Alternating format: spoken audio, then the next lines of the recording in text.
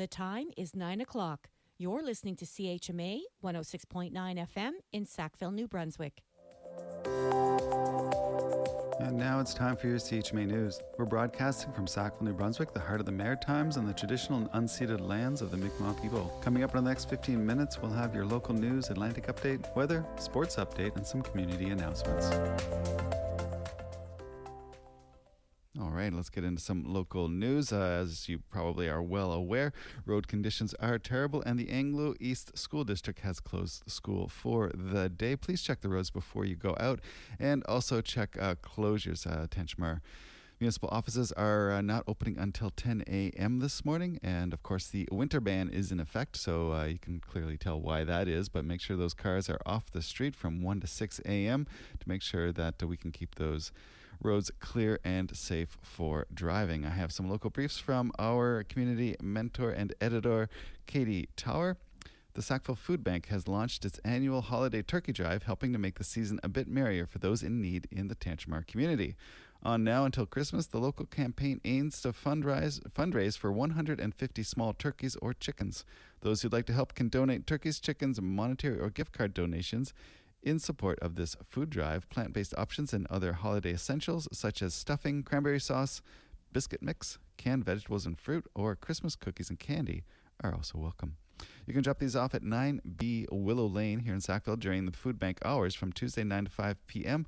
or Wednesdays 8 to 11 a.m. or at the Second Chances Thrift Store at 18 Lawrence Street on Mondays and Wednesdays to Saturdays from 10 a.m. to 3 p.m. For more information, you can call 506-536-4164 or send a message on the Sackville Food Bank's Facebook page. And the Sackville United Church is getting set to host its next Children and Youth Faith Exploration event, and this one comes with a holiday twist. During this event, attendees will explore the idea of gift giving and whether the presents they give to the people in their lives have been brand new or worth lots of money to be special, if they have to be brand new or worth lots of money to be special. They will learn about sustainability, creativity, and finding joy in what may appear to be junk through the making fun gifts entirely out of recycled materials. All youth and family are invited to attend this free event on Tuesday, December 2nd from 6:30 to 8:30 p.m. in the church sanctuary. The church is located at 110 Main Street, Sackville. Snacks, crafts, and laughs will be provided. They hope to see you there. For more information, you can reach out to youth at sackvilleunitedchurch.org. And members of Tenchmar Council who attended a recent symposium on the harassment and intimidation of elected municipal officials, are hoping the two-day session will be the first step towards making public discourse more respectful and civilized. It appears to have become normal or accepted behavior to verbally attack an elected official if you do not agree with them on an issue, said Deputy Mayor Matt Estabrooks when speaking on the symposium during last Monday's Town Council meeting. Estabrooks says the symposium, which was jointly sponsored by the Union of Municipalities of New Brunswick and the Provincial Association of Francophone Municipalities, and held earlier in November in Fredericton, is part of a larger project entitled Speaking Up for Respect, which is being conducted by the consulting firm Strategic Steps. He said a survey conducted during the symposium clearly points to the shift towards incivility in society today. Over 60% of respondents acknowledged that they have been harassed in some form during the course of their role. Estabrooks said the harassment of public officials has become alarmingly normalized, with widespread verbal and online abuse creating fear, emotional fatigue, and discouraging public service participation. This behavior is not okay and needs to stop, he said.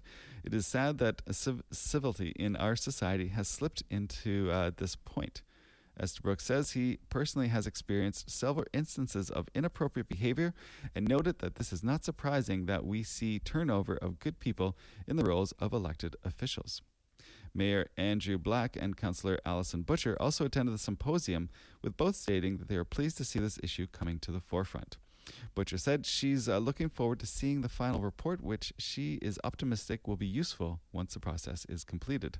Estabrook noted many recommendations came out of the symposium for councillors to consider, including posting a highly visible rules of conduct in council chambers, reviewing the layout of council chambers to make it more welcoming and less of a us versus them environment, and engaging residents in a civility campaign, strengthening council training on proper conduct during these meetings, instituting a civility pledge for presenters to read and sign before addressing council, and assuring council members themselves review their code of conduct. And continuing on, the curling season in Sackville will get underway next week, but it's a bit later this year than usual. Board members at the Sackville Curling Club say they're getting set to kick off their 130th season starting Monday, December 8th, with over 180 local curlers ranging in age from 6 to 86 registered in a variety of leagues. They say the season was delayed approximately 4 weeks this year as the club undertook the second phase of a major and much-needed upgrade of its ice plant. Last year, circulation pumps and motors were replaced, while this year a new chiller, compressor, and motor were installed.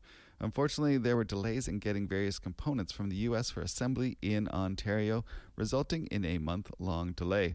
The equipment is the heart of the ice-making system and has reached the end of its 20-year service life. The club has invested more than $150,000 to ensure curling will continue in the Tantramar area for years to come. Club members look forward to getting back on the ice, and some curlers have even been taking in some ice time at the Amherst Curling Club while awaiting their reopening.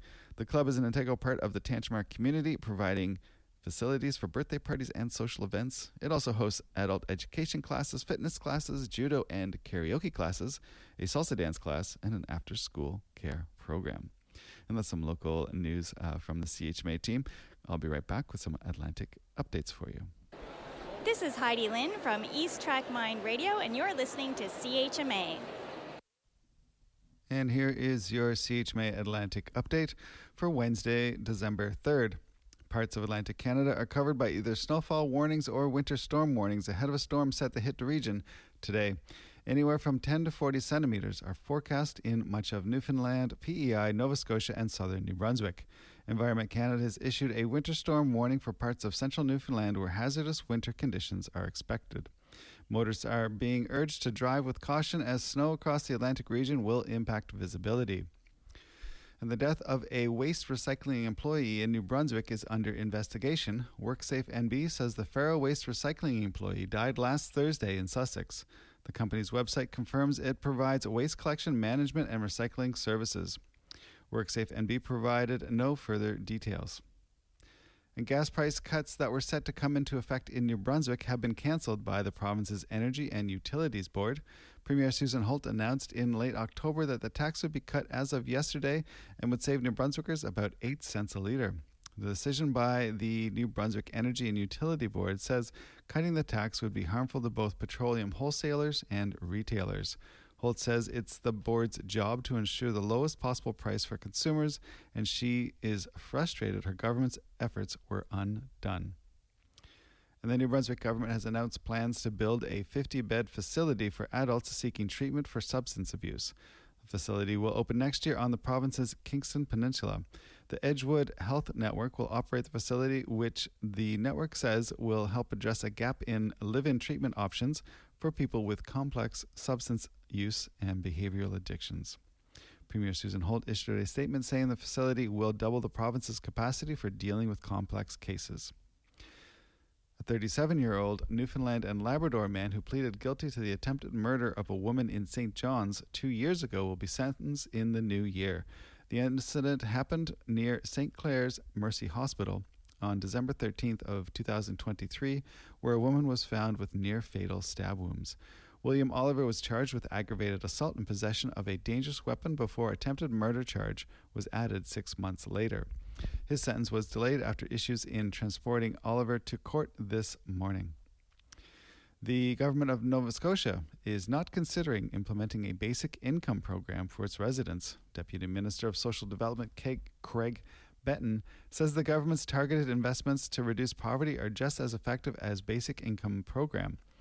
Elizabeth K. Raining Bird with Basic Income Nova Scotia disagrees and says the province's income supports are insufficient.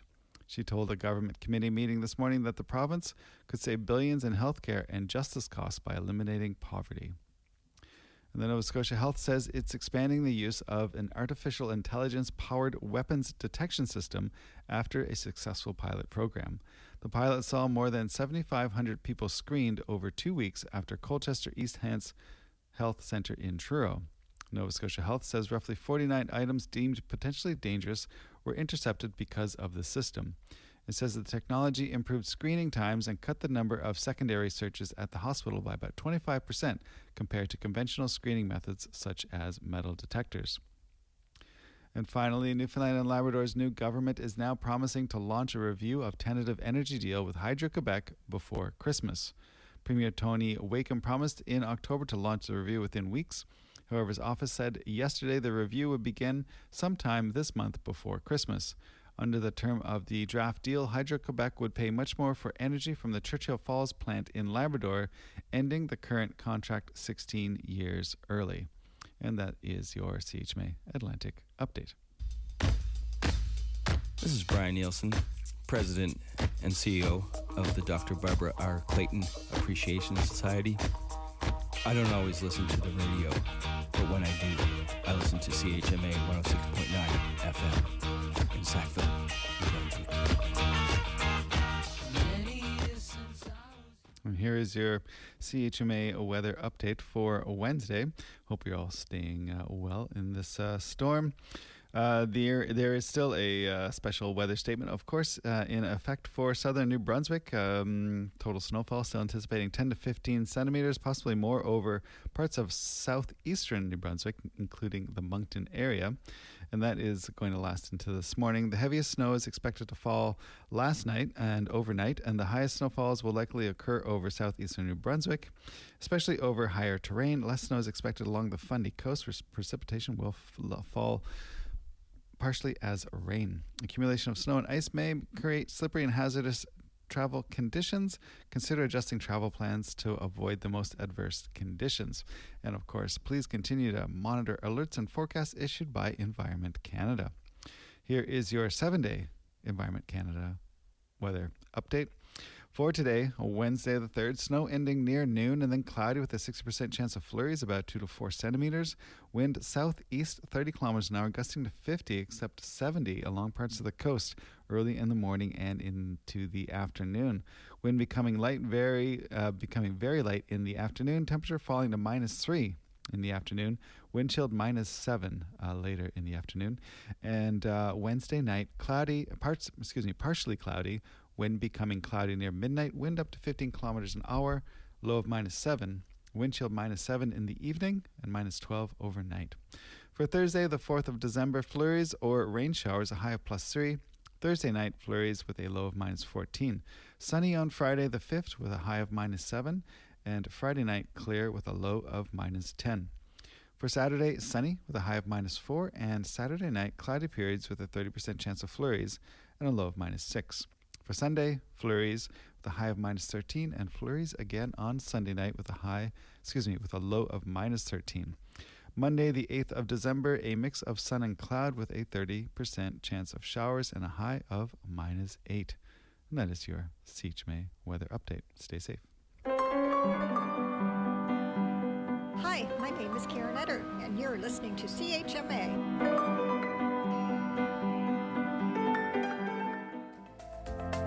And here's Brian Nielsen with your CHMA Sports Update. We begin today on the ice. Last night in the NHL, the Ottawa Senators defeat the Montreal Canadiens 5-2 on the road. Detroit Red Wings in an original 6 battle defeat the Boston Bruins 5-4. It was the Islanders getting by the Lightning in New York 2-1 victory. The Rangers also win in Madison Square Garden 3-2 victory over the Dallas Stars. Leafs with the victory over the Florida Panthers 4-1 in Sunrise, Florida. Predators all over the Flames, dousing their fire, a 5-1 victory for Nashville over Calgary. Avalanche defeat the Canucks 3-1. The Wild shut out the Edmonton Oilers 1-0 in Edmonton, Alberta. The Vegas Golden Knights defeat Chicago 4-3 at home in a shootout. And in the late game, it was the Washington Capitals with a 3-1 victory on the road over the Kings. In the PWHL last night, one game saw the defending champion Minnesota Frost visit the Ottawa Charge and defeat the Charge 5-1. NBA action continued on last night, and the Toronto Raptors continued to win. They defeat the visiting Portland Trail Blazers 121-118 at home. The 76ers get by the Wizards 121-102. It was the Celtics by 6 over the visiting New York Knicks 123-117. Took overtime to finally have the Timberwolves take down the New Orleans Pelicans in Louisiana, a 149-142 final. It was the San Antonio Spurs defeating the visiting Memphis Grizzlies 126-119, and the Oklahoma City Thunder win again.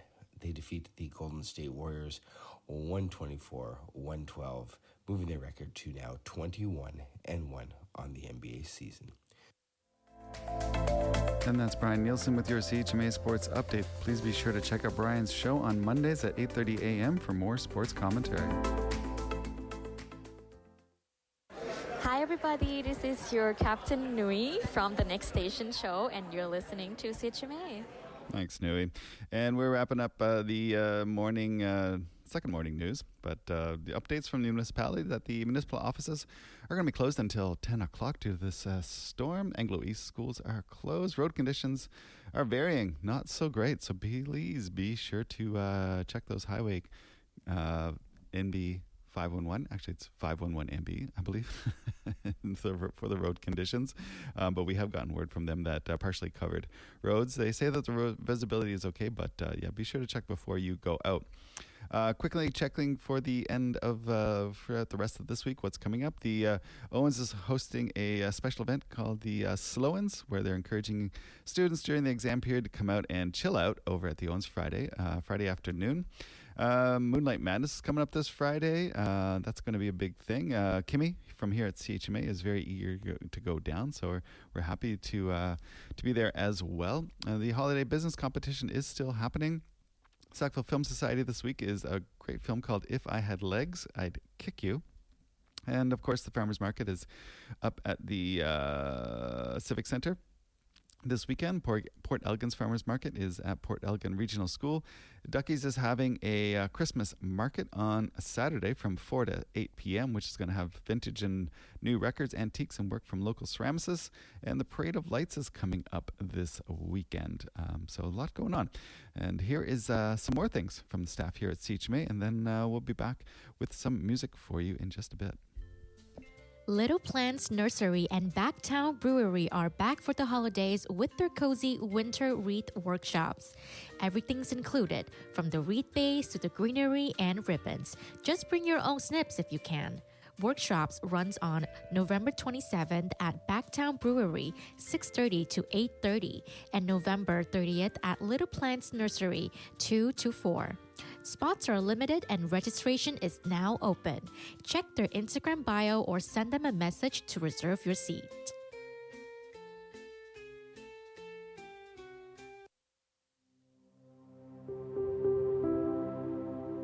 Attention all. The Tantramar Wetlands Center is once again hosting their holiday thrift exchange. They are now accepting donations of clothing, books, jewelries, and any other item that you are willing to donate. They are accepting donations from October 1st to November 28th. If you choose to donate, you will receive a ticket to shop on December 8th before it opens up to those who donated to the food bank or the TWC on December 9th.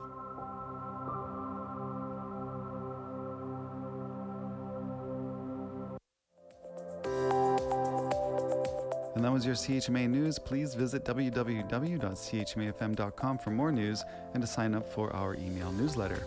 Funding is provided by our monthly sustainers, the Community Radio Fund of Canada, and the Municipality of Tantramara's Community Development Grant. If you have a story idea or would like to include an announcement, please write us at news@chmafm.com.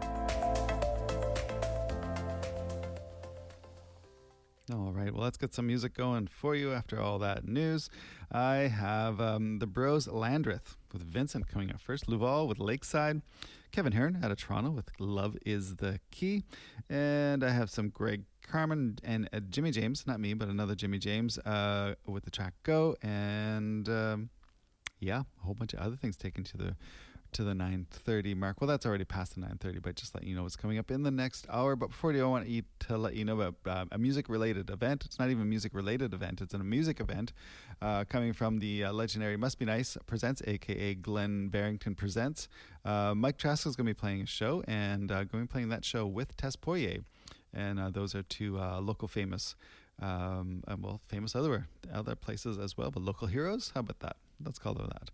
Local heroes. Mike Trask and Tess Poirier going to be playing down at that new space, 25 Lawrence Street, and that's going to be Saturday, December 13th at 7:30. Doors at 7. Show starts up at 7:30. So check that out and go out. It'll be a beautiful evening. $25 or pay what you can. And there's a great poster designed by Jess Pageant, local designer extraordinaire. It's a good one. It's a really good poster. Great work, Jess. All right, so now you know about that. And let's get some music going. I got Vincent from the Bros Landreth coming up, and then Laval with Lakeside here on the Voice of the Marshes.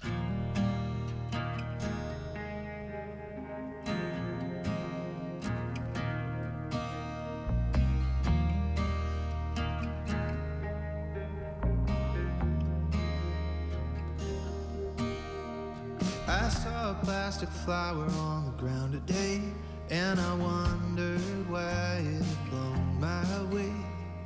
Felt like it had more to say, frozen in its perfect way.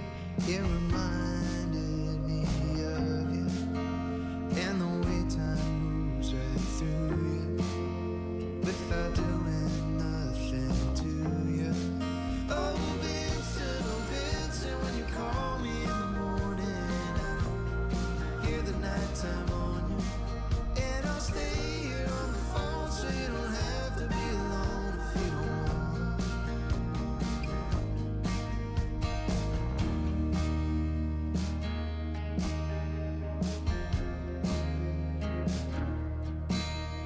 In the streetlight on the corner where we first met, you were laughing like a banshee bumming cigarettes. I'll always have a life for you like I did then. Tell me, how'd you make it feel like that? Like it all just moved right through you, without doing nothing to you. Oh, Vincent, when you call me in the morning, I hear the nighttime on you, and I'll stay here on the phone so you don't have to be alone if you want. The way I care for you, it scares you, yes I know. Your phone's down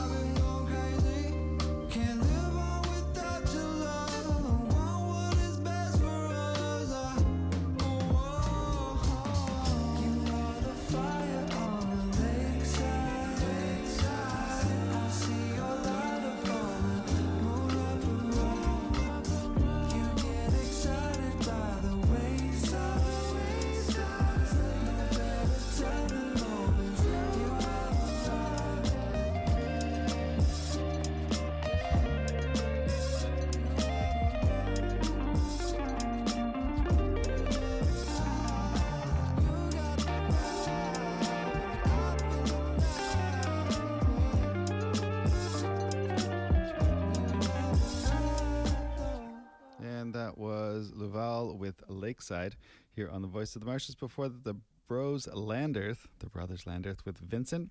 I have Toronto legend Kevin Hearn coming up next with a new track. It features the Persuasions and Andy Kim. Love is the Key. Kevin Hearn is past, he's known as a solo artist in his own right, but has also collaborated with the Rio Statics and was a member of the Bare Naked Ladies, or is a member of the Bare Naked Ladies. I'm not sure what the situation in that group is, but did perform with them for a while as a member. This is a new track called Love is the Key.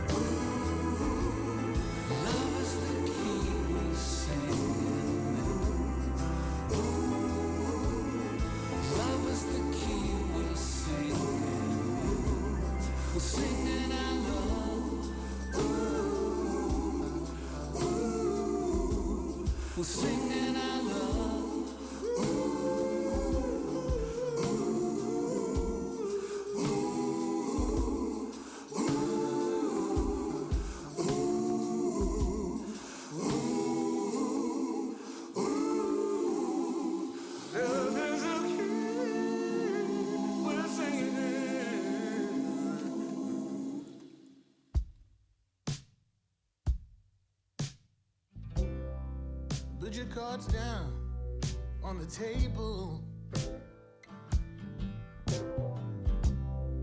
You know I never tell a lie.